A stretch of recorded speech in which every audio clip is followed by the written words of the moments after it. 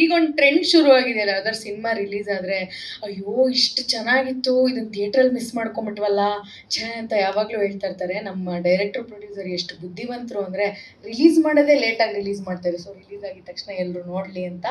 ಹಾಗೆ ಡೈರೆಕ್ಟರ್ ಒಳ್ಳೆಯವರು, ಪ್ರೊಡ್ಯೂಸರ್ ತುಂಬ ಒಳ್ಳೆಯವರು. ಚಂದನ್ ಶೆಟ್ಟಿ ಜೊತೆ ನಾನು ಈಸ್ ಥರ ತುಂಬ ಕಂಫರ್ಟಬಲ್ ಆಗಿತ್ತು ಆ್ಯಕ್ಟ್ ಮಾಡೋಕ್ಕೆ.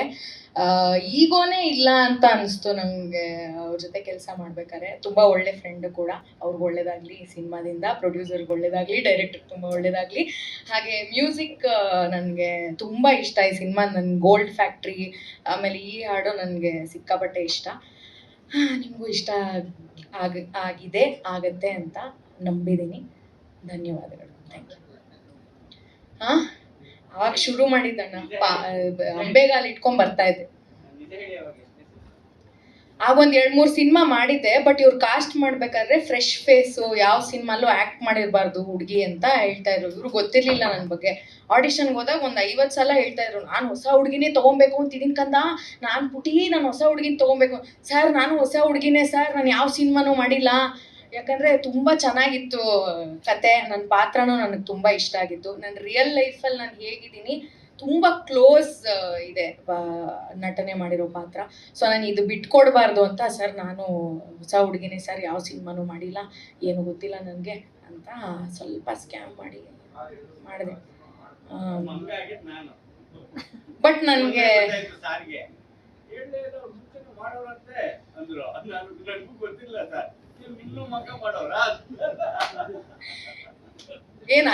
ಏನ್ ಸರ್ ಮಾಡಿದೀನಿ.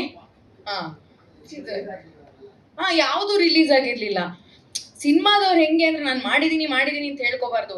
ಬಂದಾಗ ಗೊತ್ತಾಗತ್ತಲ್ವಾ. ಇನ್ನ ಏನು ಬಂದಿರ್ಲಿಲ್ಲ ಅಂದ್ರೆ ಸೇಫು ಅಂತ. ನನ್ನ ಪಾತ್ರದ ಹೆಸರು ವಸಂತ ಅಂತ. ನಾನೊಂದು ಮೆಸ್ ಇಟ್ಕೊಂಡಿರ್ತೀನಿ. ಅದ್ರ ಹೆಸರು ಮಿಸ್ ವಸಂತ ಮೆಸ್ ಅಂತ. ತುಂಬ ಚೆನ್ನಾಗಿ ಒಳ್ಳೊಳ್ಳೆ ತಿಂಡಿಗಳು ಸಿಗುತ್ತೆ. ಆಮೇಲೆ ಒಳ್ಳೆ ಇಂಗ್ಲೀಷ್ ಮಾತಾಡ್ತೀನಿ. I have learned what did I study in this film? ಪಂಪ್ನೋಸಳ್ಳಿ university I have studied and I speak good English in my village only. I only know English.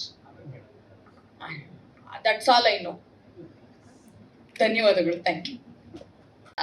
ಈಗೊಂದು ಟ್ರೆಂಡ್ ಶುರು ಆಗಿದೆಯಲ್ಲ, ಯಾವ್ದಾದ್ರು ಸಿನಿಮಾ ರಿಲೀಸ್ ಆದರೆ ಅಯ್ಯೋ ಇಷ್ಟು ಚೆನ್ನಾಗಿತ್ತು, ಇದನ್ನ ಥಿಯೇಟ್ರಲ್ಲಿ ಮಿಸ್ ಮಾಡ್ಕೊಂಬಿಟ್ವಲ್ಲ ಛೇ ಅಂತ ಯಾವಾಗಲೂ ಹೇಳ್ತಾ ಇರ್ತಾರೆ. ನಮ್ಮ ಡೈರೆಕ್ಟರ್ ಪ್ರೊಡ್ಯೂಸರ್ ಎಷ್ಟು ಬುದ್ಧಿವಂತರು ಅಂದರೆ ರಿಲೀಸ್ ಮಾಡೋದೇ ಲೇಟಾಗಿ ರಿಲೀಸ್ ಮಾಡ್ತಾರೆ. ಸೊ ರಿಲೀಸ್ ಆಗಿದ ತಕ್ಷಣ ಎಲ್ಲರೂ ನೋಡಲಿ ಅಂತ. ಹಾಗೆ ಡೈರೆಕ್ಟರ್ ಒಳ್ಳೆಯವರು, ಪ್ರೊಡ್ಯೂಸರ್ ತುಂಬ ಒಳ್ಳೆಯವರು. ಚಂದನ್ ಶೆಟ್ಟಿ ಜೊತೆ ನಾನು ಈಸ್ ಥರ ತುಂಬ ಕಂಫರ್ಟಬಲ್ ಆಗಿತ್ತು ಆ್ಯಕ್ಟ್ ಮಾಡೋಕ್ಕೆ. ಈಗೋನೇ ಇಲ್ಲ ಅಂತ ಅನಿಸ್ತು ನನಗೆ ಅವ್ರ ಜೊತೆ ಕೆಲಸ ಮಾಡ್ಬೇಕಾದ್ರೆ. ತುಂಬ ಒಳ್ಳೆ ಫ್ರೆಂಡ್ ಕೂಡ.